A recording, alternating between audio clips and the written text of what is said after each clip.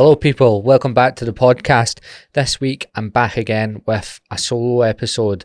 I haven't done one since I've done my whole experience on therapy and why I went, so hopefully this one, it'll be a bit more cheery. There can be, people have been messaging me saying, oh, listen to that one, and I'm like, why have you done that to yourself? I've probably ruined the rest of your week. So this one will be a bit more entertaining, hopefully. And listen, I know the whole sobriety thing and stopping drinking is a trend. I know it gets loads of views on social media. I'm no daft. Why do you think? I've probably made one too many videos on the subject, but I haven't done a podcast episode on drinking since about a month into me stopping, or 2 months into me stopping.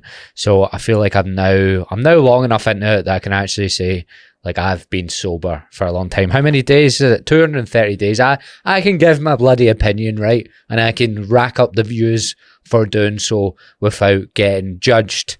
And also, it was a disclaimer. I know I'm no daft, you know. Before we get into the episode, I'll tell you, because I'm going to split it up into parts like I do with my solo podcast sometimes.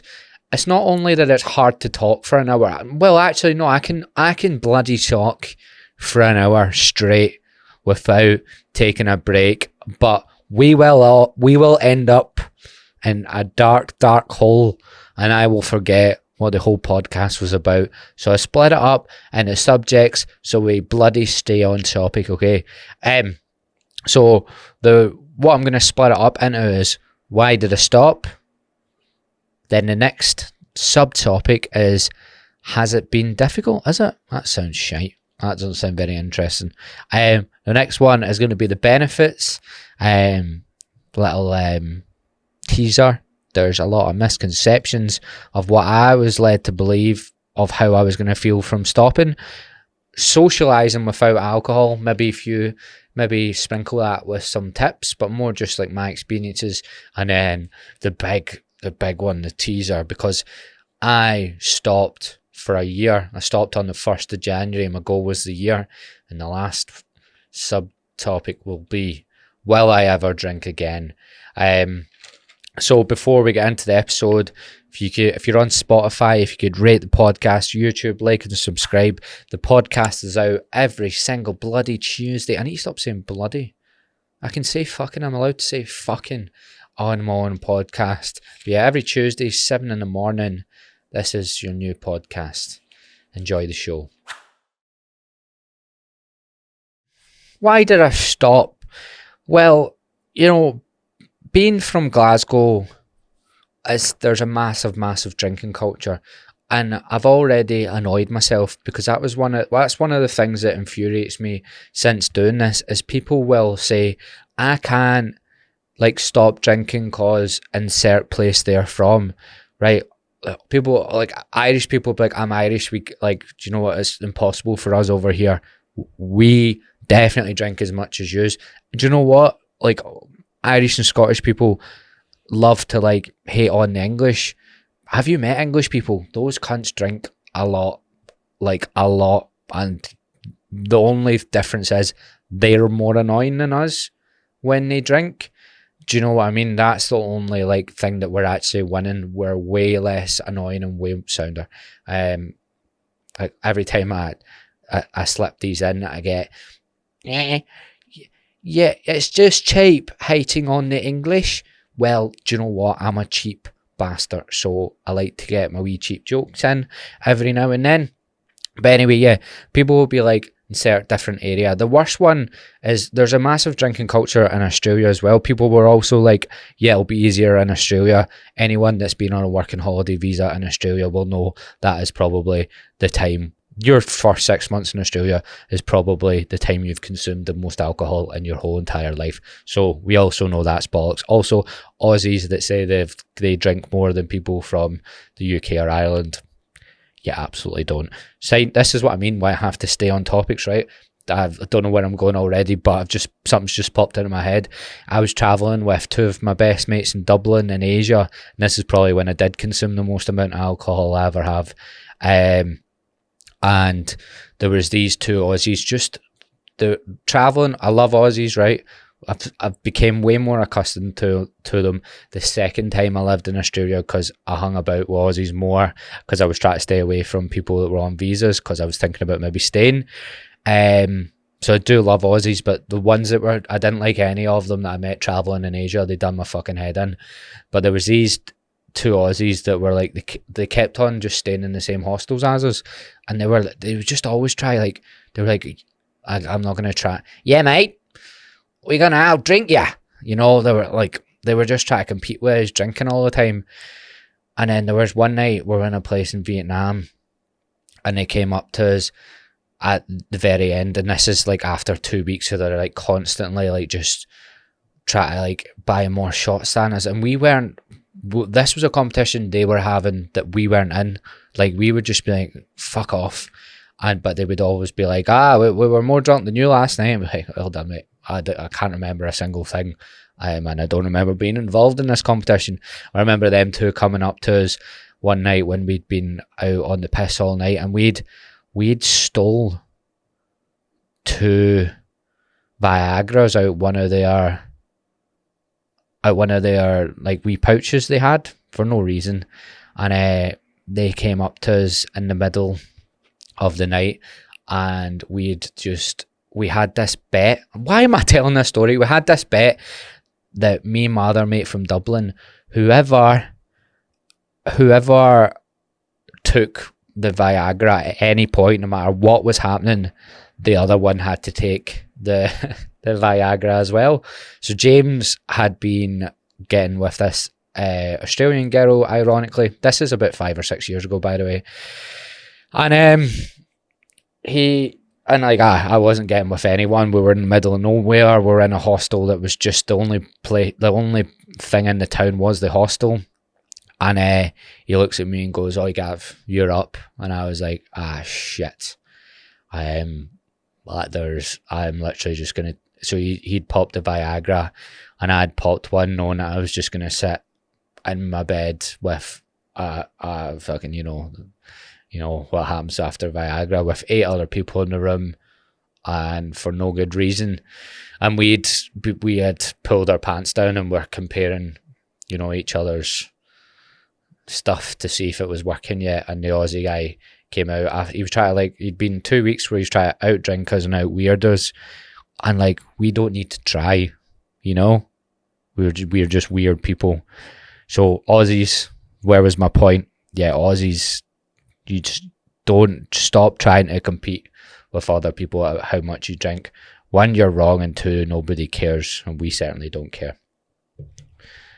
Anyway, so I'd been sober curious for a while. As you can probably tell, up from 16 to 25, I was a massive binge drinker.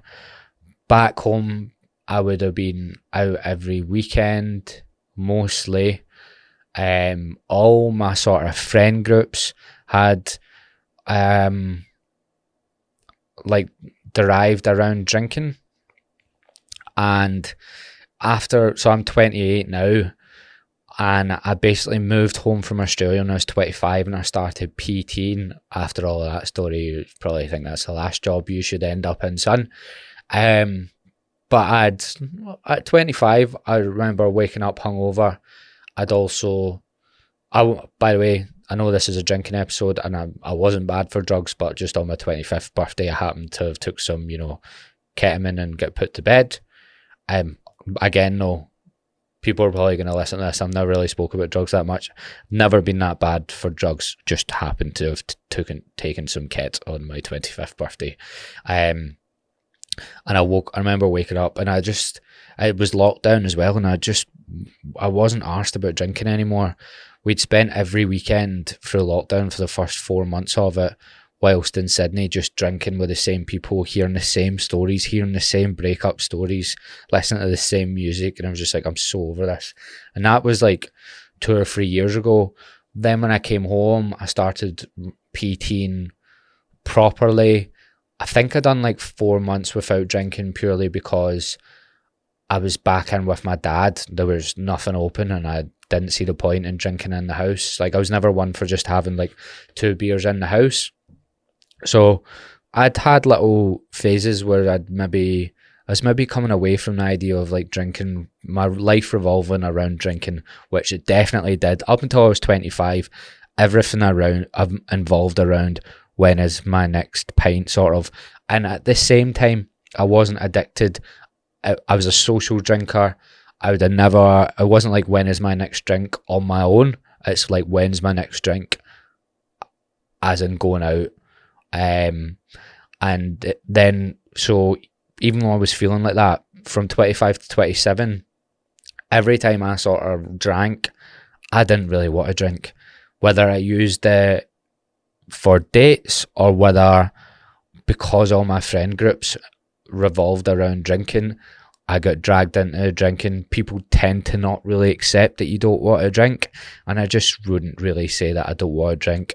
I would do a lot of things to try to get out of it, but every time I was waking up hungover, I would hate myself for it because I just completely didn't really want to drink anymore. So I'd been watching loads of videos about being sober. Like, I was sober curious, so I'd watched quite a lot of videos. Not one of them sold me on it, really. And then I was in Bali. So I went to Bali for 3 weeks. I drank, on the third night there, I drank 3 beers. I had 3 or 4, I think it was 3. I had a headache the full next day. Couldn't do any of my work, so I was working out there as well. And I was just like, this is so not worth it, ever. Like, for me, it just isn't worth it. And then I also I was with a boy called Aaron out there, who's a PT. Then we met Brad, who's been on the programme. This is BBC News, reporting live from Gavin's podcast. We were with Brad a lot as well, who has been on the podcast and all the programme. And they too aren't really big drinkers, so they were the first people that ever were sort of going out with where they weren't drinking. And I was like, oh, I've actually just went out. I went on a dance floor sober with them as well. So like after Bali, it was like, that was November. I was like, right, full of 2023, I'm not gonna have a single drink. Yeah, that was pretty much how I came to that conclusion on why I really stopped and wanted to stop drinking. Right, so has it been difficult?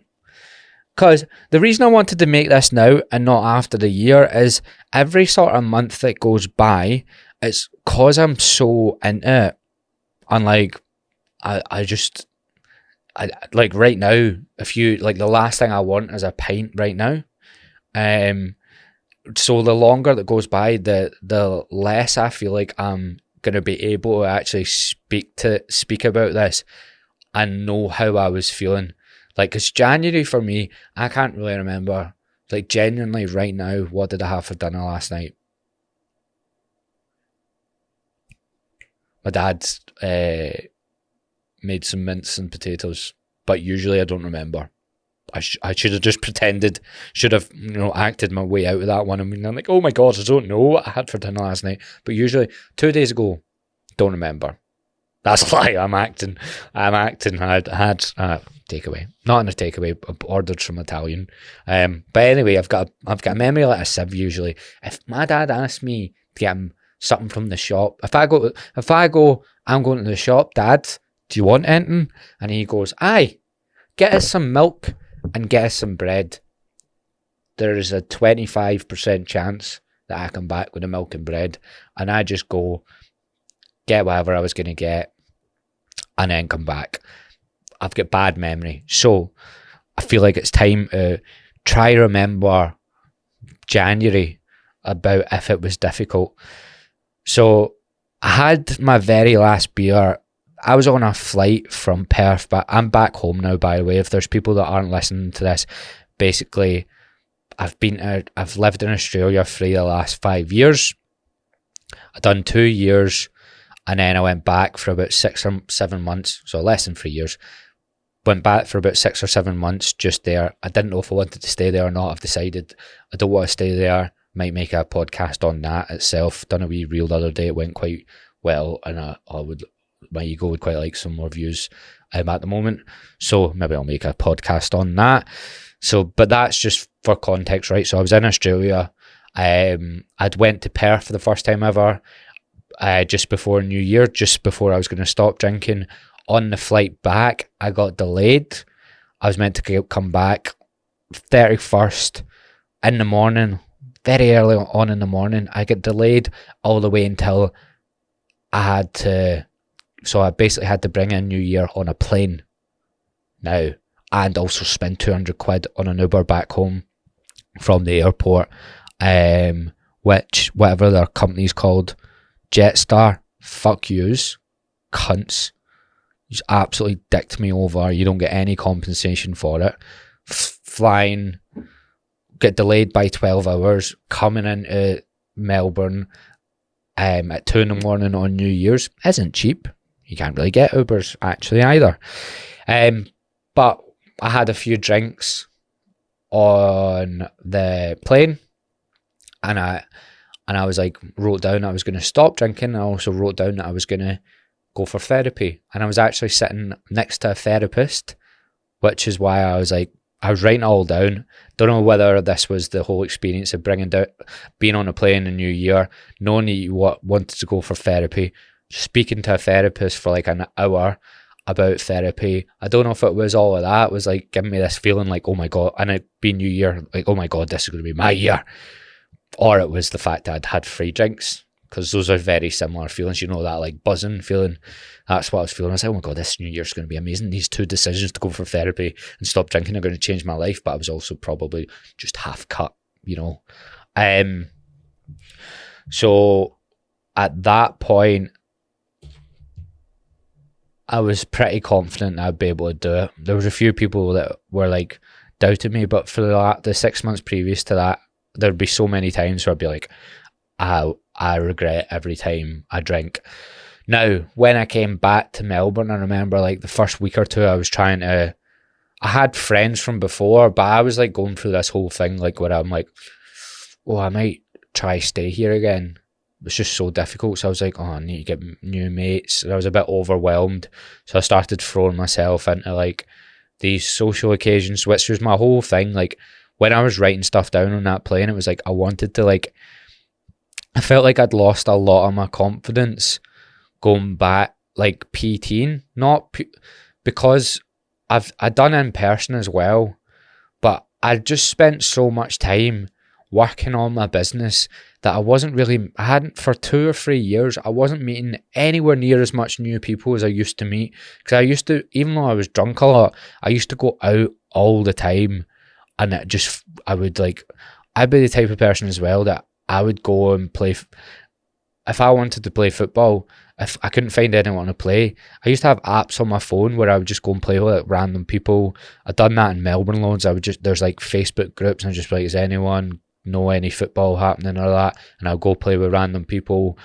When I worked in a pub in Melbourne as well. Sometimes I would serve people that were maybe Scottish. I hang about with a lot. I got on with Northern Irish people a lot as well. Like, so I can even relate to them because I've been in fucking Belfast and that 50 times. I would go out with random people. I was serving all day. Like I would clock off and I'd been serving these people, giving them sly wee free drinks, and then I'd go out with them. So I'm very much like that. But I'd spent 2 years, I worked in person for like a year of that. But I'd spent 2 years where I'm like not really talking to people. So I just felt like I'd lost a lot of my confidence and like my personality almost. So that's what I was like, I want to like start pushing myself out there to meet new people again. I want to do it sober, because I'd realised a lot of my confidence actually came from just having free drinks. So I wasn't actually as confident as I thought I was. So then once I'd removed that and removed the fact that I hadn't been going out and socialising as much, I was like, I wouldn't say socially anxious, but I suppose that's what it is. But I've never really described myself as that type of person, because people that are like, oh, I can't go out because I'm socially anxious, I've never had that. I would just be like, maybe go into a situation, I'm not as confident as what I usually am. So I remember like going out, like a girl I was friends with from the previous time I was in Australia. She was like, do you want to come out? I've got like 20 mates or whatever that like you won't know any of them. Went out with them, and I remember going, and I wasn't drinking. So I think I spoke to maybe like 10 of them. I remember feeling pretty fucking awkward, man. Not gonna lie. I remember being like, oh, this is quite difficult. And then I noticed one of the other girls there wasn't drinking. So I spoke to her about that for like an hour, because she'd not drank for like 3 or 4 months. And I remember that, but that giving me like hope that other people are also not drinking sometimes. And also just was like, I remember that being a big thing for me. I also remember, because one of the other big things was I wanted to go on more dates this year, but also do it not drinking. I remember the first few dates I went on,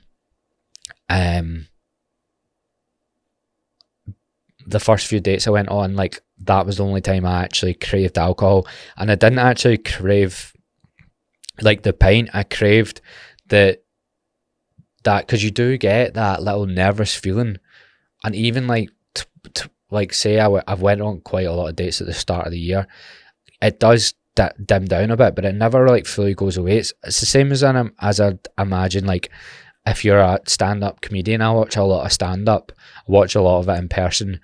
I still like, there'll be stand-up comedians that are like, they've been doing it for like 15 years, and I watch them come on stage, and you can see, my hands don't shake on dates, but you can see stand-ups like they're still a bit nervous. I don't think that feeling ever goes away, but you more have an acceptance of it, rather than like, this shouldn't be here, or I need a pint to solve it. But that was the only thing I'd say I found a wee bit difficult, because I was so used to like maybe drinking on dates, maybe not always getting plastered quite a lot, but like that's the only thing I remember being hard. But yeah, getting into drinking environments when everyone else is drinking, and also meeting new people at the start was a wee bit difficult. I think I forgot that I was going through, I wouldn't say, because it wasn't anywhere near the roughest time of my life at all. I think when I went back to Australia for the first it was difficult. I was going through a wee bit of a rough patch. I'd also, I just had lost a lot of confidence. I'd been bulking for like 2 years, so I'd been the heaviest I'd ever been since I was a kid. I did feel pretty fat. I'm still I'm 90 kilos now. I got up to 95, and I just didn't feel very confident. And I think that does run into a lot of my life. So yeah, some of it was hard, but the idea that me having a hard work week and wanting a drink after it, I didn't feel any of that. But it was more like what I actually wanted to achieve this year was difficult. I wanted to get more confident again, and that involved me doing the stuff that I found difficult, and it was difficult, but it got better and better, to be honest. So yeah, why are we giving this a rating? It was a 5 out of 10 difficulty. Right now I don't feel like it's difficult not to drink, but it's because I didn't just treat it as let's not drink. I was like, right, let's not drink and work on this that has maybe been in my head for a while and I'm struggling with, and it needs to get better. That was it. Misconceptions, right? So like I said, I was sober curious, and I'd watched a lot of videos. Even when I was maybe 6 or 8 weeks in, I made these 2 reels. One was top 10 tips for stopping drinking or something like that, or top 10 things I've learned from not drinking for 2 months. And then another one was why I was doing it. I can't remember. There's so many comments just wait till you hit 3 and 4 months. You're going to feel amazing. You're going to feel on top of the world. You're going to feel like you can't be stopped and all this. And they were wait till you feel the clarity you get after 5 months of not drinking, changes the brain waves and all this. And I've seen Andrew Huberman's stuff on not drinking as well, about how you need like a certain amount of time off it to recover, like I think with brain cells and all that. Whoa, sounds so scientific there, brother. I've not really felt that, to be honest. I'll be perfectly honest with you. I don't feel like I can take on the world. I don't feel like I've popped a pill and limitless. And to be honest with you, I think that way of thinking is just a toxic part of human nature. We always think, oh, if I've got 20 grand in my bank, well, why have I said that? That's because that's a thought I have just now. One of the other things I wanted to work on was focus more around my business making money rather than like growing on social media and stuff like that. And also I wanted to, because I was a wee bit skint at the start of the year, even though I've done all right since I started doing this, but I went to Bali in Australia and then I changed my whole business around for 2 months and hardly took on any clients so that it worked all better. So my funds went down pretty low and I was like, right, need a certain amount of money in my bank account. But what I'm saying is humans think, right, that will then make my life, like all my thoughts will be so much better after that. Or it's like, right, getting a relationship and that, like this relationship, we glamorize things or what it will do for us, and we constantly do it over and over again, and we pick different things to do it. Oh, if I just like lose this stone of weight, then everything will be better, and I'll just be like this happy person. I done it a little bit with drinking. I think I came into it, and like all of those comments didn't help. You just fucking gaslit me basically that I was gonna be this. I was going to fucking take over the fitness industry by not drinking because my thoughts were going to be so clear and I was going to be able to work 12 hours straight without fucking breathing. You know, that's not what happens. I still have 5 hours in me. I have 5 to 6 hours of good work in me and I'm completely and utterly cunted. I think that's why I couldn't really do any 9 to 5 job because see, by 2 o'clock, I'm past my cap of working and you've just forcing 3 hours out of me. Now, I do work more than 5 or 6 hours a day. Absolutely. I'm not going to lie. I do. But what I mean is like the 5 or 6 hours is good work. See the rest. Some of it I should probably just call it a day. I should probably just go to bed. But it's like the wee shitty work. Like I might get back to a few DMs or I'll get back to my clients, but it won't be the form videos, won't be any difficult conversations, and nothing where I need to think, do you know what I mean? It's like wee shitty work after that, or I might get back to the odd email and just go, nah mate, am I right? That sort of work. But none of that's changed. However, it doesn't mean, this is the benefits. This is the benefits section. I just looked at my notes. Fucking sound shite. But yeah, so even though it's not like that, it's stuff in the background you don't think about, right? So I did write down on my notepad on that plane that I think this won't be one of the biggest decisions in my life. But you don't think of it like that, but it probably is. It's just not this glamorized that I stopped drinking and then everything changed. However, if I look back at the previous 2 or 3 years, by track records, I would have went like 6-8 weeks without drinking this year if I didn't say I was stopping just by the nature of how my life was going. But I would have got dragged into it. I reckon I'd have got dragged into it 20 times. If I went on holiday a few times, I would have drank. So I wouldn't have drank like once a month, but I may have went on holiday, drank 3 times. And then maybe the odd one, I would have just had a heavy night one time because someone would have been like, oh, it's my birthday, I'm turning 29, this is this big event. You're 29, mate, no one gives a fuck. Who cares about 29th birthdays? Oh, you got a new job? Why did I need to get cunted? Because you got a new job, no one cares. You know, that's the sort of way that I feel. I'm going away for a year. We'll all get absolutely fucked. It's a special occasion. It's not. It's fucking not. Anyway, So I'd maybe get drunk 20 times. My hangovers post 25 are traumatizing. I feel like I could die at any moment.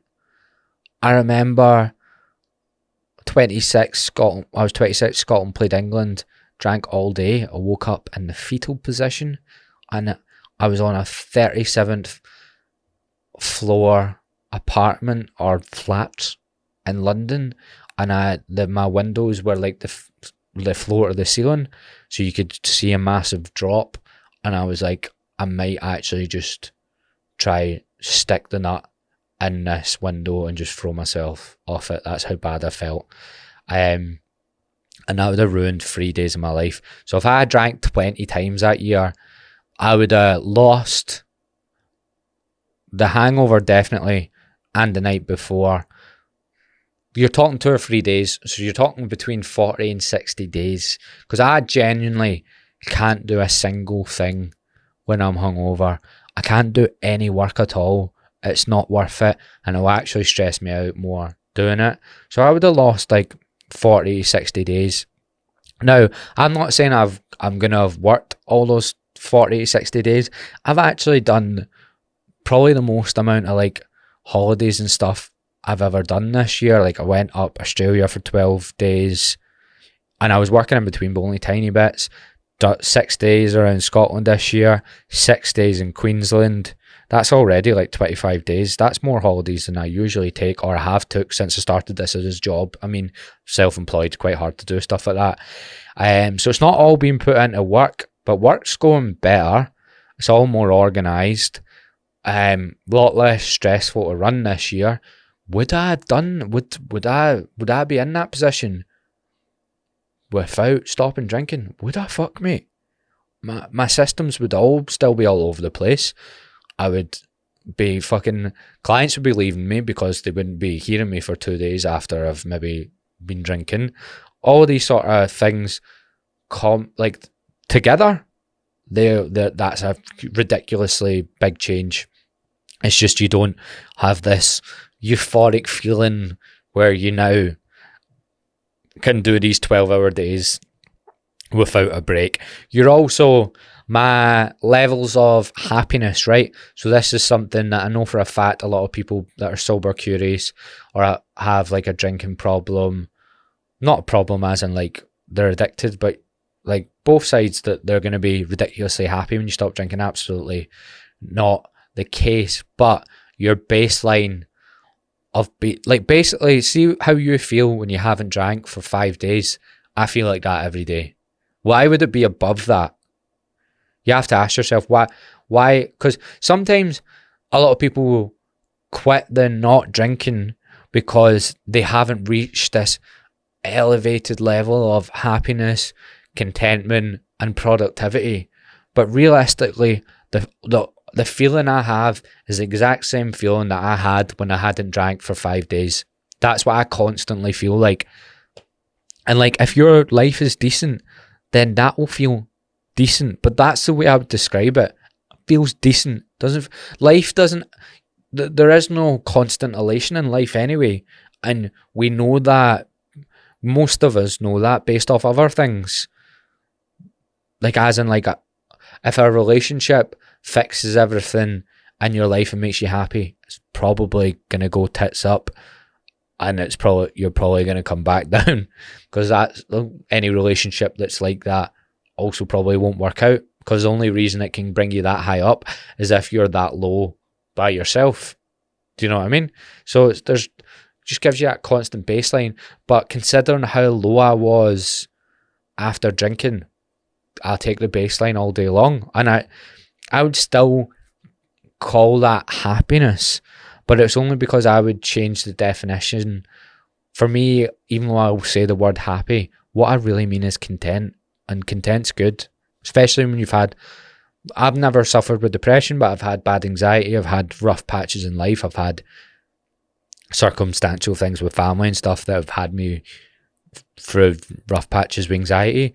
So when you can actually look back and go, oh, or the good thing is I've maybe wrote notes not, I wouldn't say a journal every day, but I've wrote maybe like notes, or like I've had notepads when I've went through rough patches. I just need to read that, because like I read, the only reason I know I was in a wee bit of a rough and low spot before I started this, when I was on that plane, is because I read it back and I was like, oh fuck, I'm like feeling dead unconfident, feeling like I need to make these radical changes because I've lost my personality and I can't really speak the way I usually speak when I'm out. I was like, fuck, I was going through it, and then I remember, fuck, I was actually quite upset when I was writing this down, but it makes me appreciate now being content. Does that make sense?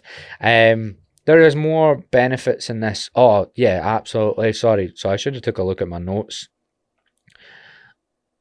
because I feel like I've gained this a bit more, like I'm a bit more stoic without even, like, I've never watched a video or read a book on stoicism. I know what it is, but I feel like I've just gained that, and it's fucking great. I feel like I just don't expect things to be outrageously class now. I don't go on a night, or no, I don't really go on nights out, but I don't go on a day out or whatever and going, this has to be unreal. Like, I'll be happy whatever sort of happens. Do you know what I mean? Like, I don't go out with these expectations that everything needs to be like this ridiculous laugh that I'm maybe used to. I'll be content with whatever happens. Also, like, when I was talking about feeling a bit socially awkward, I don't feel like that stops happening, as in like there stops being awkward silences when you meet new people. But I can sort of bask in the awkwardness, and it's not like, oh, I need to say something, or oh, am I making this awkward? I just kind of, like, my brain just goes, this is normal for like you and other people in a group setting that don't know each other, for yous not to 100% click. And that's like, my brain gets it. Do you know what I mean? And it's probably from pushing myself into those situations a lot more. I don't know if this is the other, like, because I never seen anyone on any other sobriety video really go into things like this, but it's probably because I treated my sobriety different to other people, or like maybe had mixed goals rather than just being sober. It was like, let's be sober, let's get more confident again, and I've got work goals as well, I suppose. Also the time. Oh, aye, and I went for therapy, which I'm probably putting some of this on drinking, when therapy was probably the whole reason that I'm more stoic and all that. Then, yeah, so the time I got from those, whatever, 40, 60 days also allowed me to go for therapy. Imagine going for therapy hungover. Ugh. Oh, that would be awful. But it gave me the time to do the things that I wanted to do. So even though I don't have this new elevated mood all the time, and this ridiculous productivity, I have more time to do the stuff that I wanted to work on, and really get my life to the point I wanted it to get to. And I did reply to a few DMs of people that were asking me any tips, and like, they don't know what to do when they're drinking. I'm like, see, everything that's making you want to drink, the time you get back from not drinking and not being hungover, spend that time and money actually that you save, spend that time and money on the stuff that you wanted to work on, that is maybe the thing that is making you want to drink at the weekend to get away from. Fix that with the time and extra money you have. Fix it. Therapy, there you go. That could be an answer. It was the answer for me. And yeah, the last benefit, which I just kind of touched on, money. I didn't really notice at the start because I was making less money, and like I said, I was a wee bit skint, but now I'm like not fucking trying to go travelling on all these holidays, and I'm in the same place. I'm noticing my savings going up quite a good bit because I'm not buying 15 Jaeger bombs for people. You know, because it's not just about the drink you pay for yourself, which is expensive. It's about all those fucking rounds you buy for people you don't even like. How many people have drank Jaeger bombs for me that I don't like? That I just went to school with or something, or I fucking haven't seen them in 10 years. 4 Jaeger bombs for you, mate. We used to work together on Boots. That stops, you know. You don't buy 4 Jaeger bombs for a dispenser in Boots that you worked with 10 years ago because you realise that's madness and you don't actually like them anymore, or never did. That never even happened. I liked everyone in Boots. Or did I? Socialising without alcohol, right? Probably the biggest reason. Well, the biggest thing that was putting me off, a bit like why I stayed sober curious instead of sober, was like my biggest thing, right, was dating. To be honest, I was like, or meeting girls in general. I was like, how am I gonna do that if I don't drink and I don't go out? But all I'm gonna be able to do is go on dating apps, and even if I do go on the dating apps, how am I gonna go on dates if I feel like I usually drink on them? And then, but also like going out, I'm like, what am I gonna do instead? Not that, yeah, because pretty much any time I would go out, maybe I would drink, even if it's just one or two. So I was like, what am I gonna do without that? How do you stand in a pub if you haven't got a drink in your hand?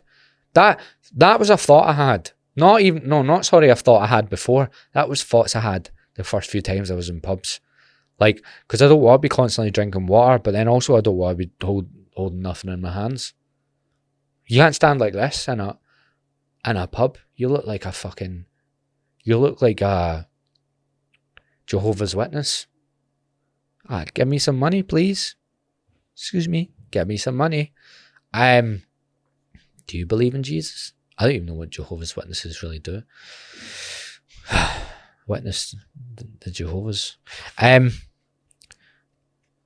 So quite like that's the thing that was put me off. Feeling a bit awkward in pubs. What do you even do if you don't go to the pub? So, and also all of the thing that was really putting me off was all of the sober videos I was watching with people. They would sit in the fucking house and I'd go, oh yeah, it's pretty hard, but you feel fresh. And I'm like, and they were like, but yeah, you do feel like you want to reach for the wine every night. I'm like, no wonder, mate. If you like, you just told me that you hate your job, then you come back to the house and do absolutely nothing but watch Netflix. I would be scudding 2 bottles of wine pronto in your situation. So that was putting me off as well.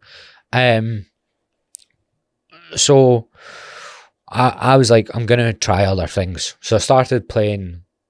This is obviously in a privilege of living in Australia at the time. I can happily say that I haven't played beach volleyball once since I've came back from Australia and back into Glasgow. But I'd started doing that. There was like a social volleyball thing. I was doing that once or twice a week. I was also still going out. After volleyball, people would have a few drinks. Say when people are having 1 or 2 drinks and you're not, it's sound. That's absolutely fine. I would say my opinion has changed from like at the start. I was like, oh, you can still go out, not drink and all that. See unless you're with at least 2, maybe 3 people that either aren't drinking or hardly drinking, or they can still hold it. Because you get some drunk people that just, they still are kind of normal when they drink. Unless you've got those people there, I have completely changed my mind on going to the pub or events. It's fucking tragic if you're the only one that's sober and not being annoying as fuck. It's really tragic. So even like you can give all the tips in the world, right? But see if someone is sitting next to you asking you why you haven't drank or you're not drinking, and like, I don't think people realise how fucking annoying it is, right? Because I've changed my mind on this, because it didn't happen to me that much, because when I was first going out, I was going out with my flatmates. They all knew I wasn't drinking. They wouldn't annoy me. But then when you meet other people that maybe haven't seen you in a while, or they don't know you, constantly asking you why you're not drinking, you want, fucking, yeah, what are you talking about? Ask me again. Do you know what I mean? It's so annoying, because you might think, oh, like if you're not drinking, you need to get over it. You might actually be out for 3 or 4 hours and you will not go 6 minutes without someone saying to you again. So think about it. You've only got 6 minutes of respite in between those questions. It might take you 3 minutes to mentally recover from the fact someone has just asked you for the fourth time.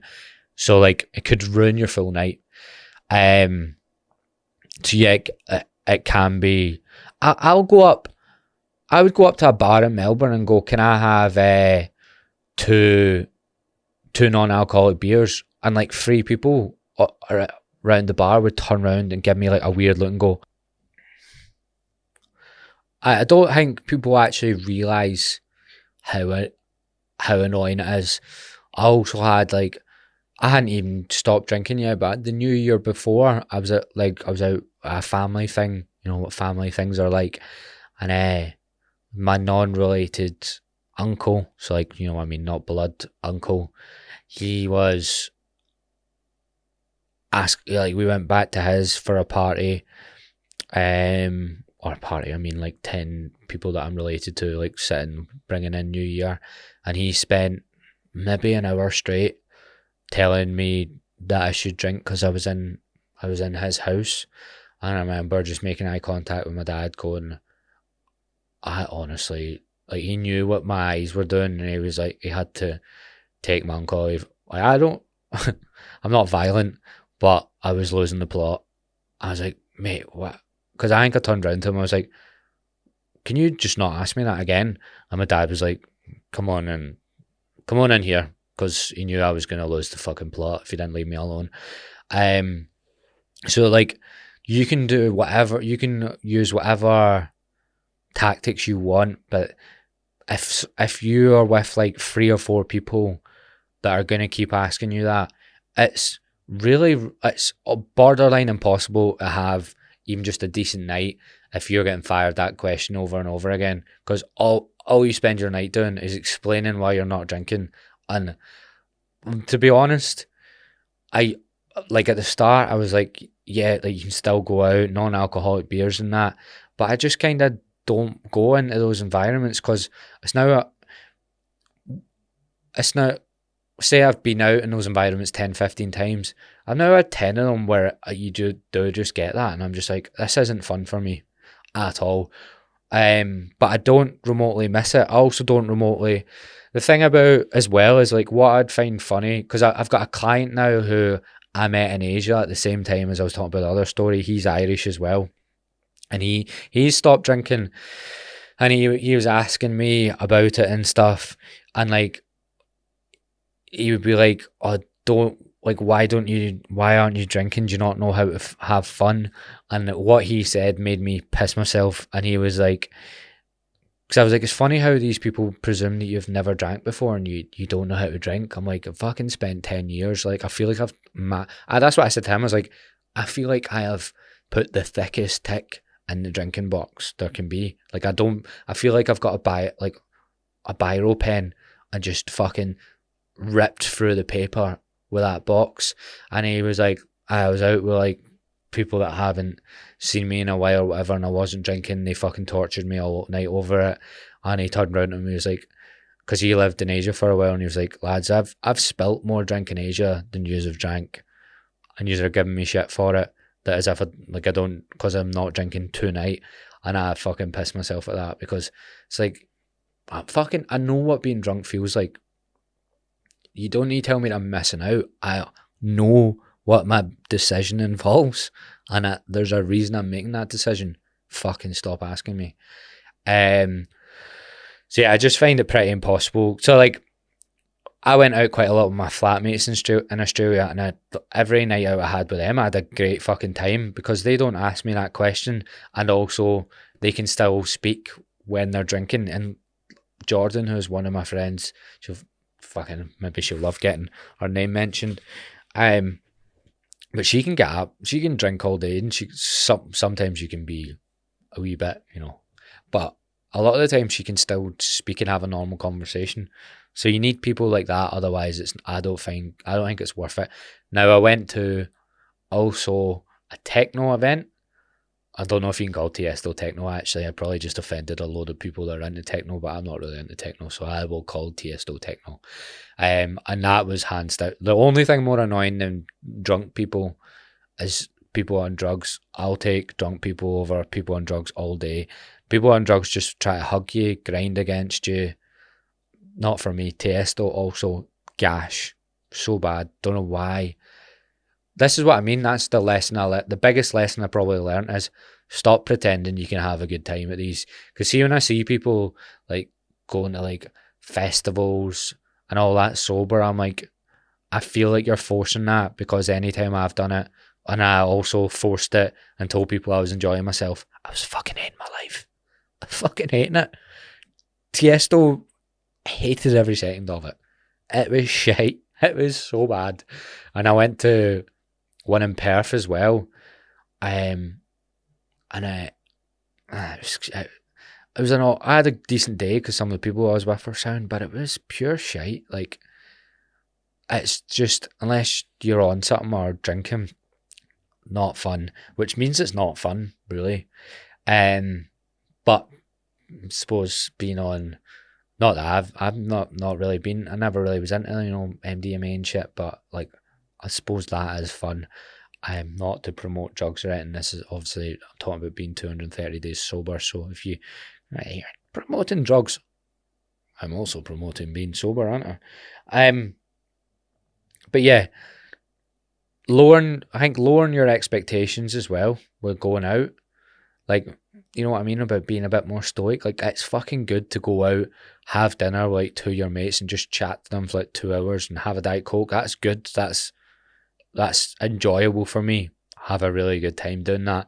I don't like find myself fucking rolling on the floor laughing because one of my mates has fell into a bin or something. That stuff like that doesn't happen, but they're still good nights. Do you get what I mean? But yeah, I find it was best to actually just like try planning other things. So went camping quite a few times with my flatmates. They would usually have 3 or 4 drinks during that. That's absolutely fine to be with. That's enjoyable for me. We went like the old man bowls, just doing different stuff, trying different things and not expecting it to be the same as getting absolutely fucked, but also you wake up the next day absolutely fine. It ties into like what I was saying about like the base level line of happiness. Like, even your nights out are very much like they're just good.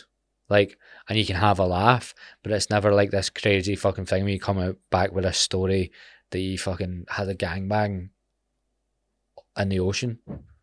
You know what I mean? Not that I've had any gangbangs in the sea. Weird that comes into my head. That's what comes into my head. So yeah, I would, for me, looking into different stuff rather than being about, oh, now I need to try be sober in drinking environments. Find other environments that aren't drinking environments. For example, for me going forward, I've done quite a bit of hiking. I find it hard to hike and then like do a hike on a Sunday and then work on Monday. I'm usually gubbed, so I was looking at doing it every weekend. I'm probably not going to do it every weekend. I seen people playing volleyball in Shawlands the other day, and I joined the group. So I might actually end up playing volleyball again. Football, 5-a-sides. Volleyball was great because it was a social thing, so it was called social volleyball. So just doing stuff like that, making sure that you're not just sitting in the house. And also, I don't think the best idea is to just go sober to places where people are getting fucked. It'll make you actually just, it's so shit that it'll drive you to drink, and you're in the environment to drink, so it's just a recipe for disaster.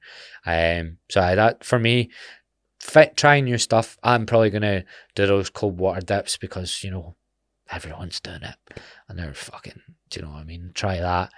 But yeah, different things for me is the way to go.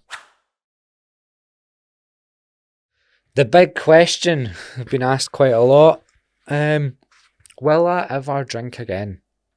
Now, see, I genuinely did enjoy the taste of a pint. The non-alcoholic beers, we haven't really got into them too much. I was frothing them at the start. I was like, yeah, it's good. It's because it tastes like beer. It's giving me that, relaxing effect. If I've had a long day at work and I have one of them, I feel like it clicks me into relaxing. But then, like, I've figured out I can only have one of them before I get dead, like gassy, and it doesn't feel great, and it ends up going into the next day. I've found as well. So not really that big a fan of them. So the thing is, I do like a pint. However, I've spoke to quite like I bumped into someone I used to go to school with, and he was just approaching a year, but he didn't stop bang on like the 1st of January, and he was like, I'm choking for a pint, I'm absolutely choking for one. And he actually messaged me because he was going on holiday after the year, had a few pints, and he was like, it tasted like poison. So I feel like that's what's going to happen to me, like, because you're not drinking anymore. And I remember I'd done it after 4 months, and the first beer I had was disgusting. So, and I'm not craving it even remotely, and that's now been 8 months. So the feeling he was getting about being choking for one, I'd feel like if it was going to happen to me, I'd already be at that stage. But I just don't, not really arsed. So I was also speaking to another friend. He was like, is there any occasion where you do feel like you would drink? And that, for me, genuinely, the only thing I can think about was like a wedding. That's the only thing that I think is a big enough celebrate. Your birthday, whoever's birthday it is, don't care if it's the 30th, because I'm just about to get to a year where it's going to be everyone's 30th. I'm 28. It's not, your 30th is not a big event in my life, I think. But a wedding, and I like weddings. That's the only thing I can think. And even you go up down stag do's, then I don't want to go on a stag. I think I'm gonna bypass the stag do's, man. That's the way I feel. That might be blasphemy to some people, but I'm not going on a 4-day bender. I might sound like a boring bastard, but that's the way I feel. I feel like there's a lot of things in culture that, or just in general, that like I don't want to be dragged into just for the sake of it, because that's what we do. But like, say going on 3 stag do's a year when I don't want to drink, looking at that like 3 or 4 days of drinking, $1,000 or $2 each time. So you're talking $6,000 to go get fucked for 4 days, which is what I don't want to do and not where I want to spend my money. So I think I'm going to bypass the stag do phase, bros. Don't know why I said bros. Don't fancy them. It'd have been a different story if I was 22 or 24. I'd have been straight on the stag do's. But yeah, even stag do's, I think I'll just not go. I'll happily do something else. I'll happily go out for dinner. I'll take you for a game of volleyball for your stag do. And I've got plenty of mates that are going to invite me to them, so those are going to be interesting conversations. Those are the sort of things that probably people are interested in. How do you navigate that conversation? Because I don't have a clue. Sorry, mate, I don't want to go on your stag do because I don't want to get fucked for 4 days. It's not actually that big a thing for me. But a wedding, maybe only been to like 3 or 4 weddings in maybe the last 3 or 4 years, but they're always a class day, usually. And like drinking will make it, like, that's the thing. Drinking will make a night out better. Like it will. Like, you'll never achieve that same night out sober, but the consequences, and also just like for me, it's not worth it. But a wedding is the only thing I can think about where I'd maybe drink. I'd never want my 30th. I don't want to drink on my own. Your 30th is not important enough for me drinking my 30th. Why am I talking about 30ths? Ugh, disgusting, horrible gear.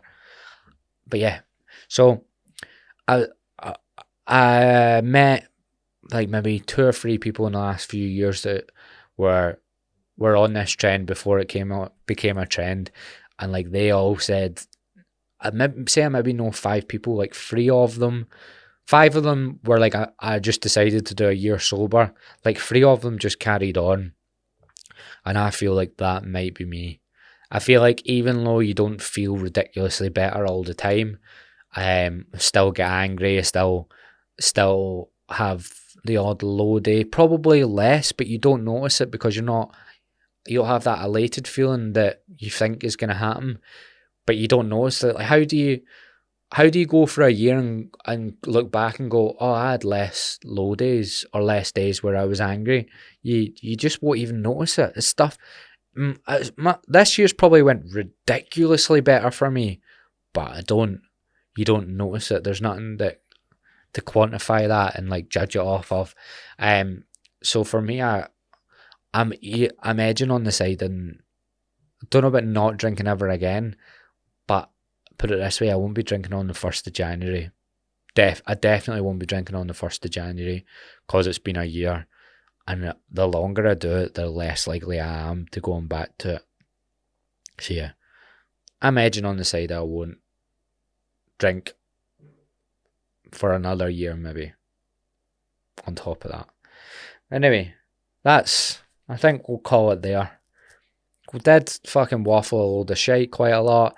Podcast is out every Tuesday at 7 in the morning. If you got any questions, DM me on Instagram. I'll try to get back to you. And thank you for listening. See you soon.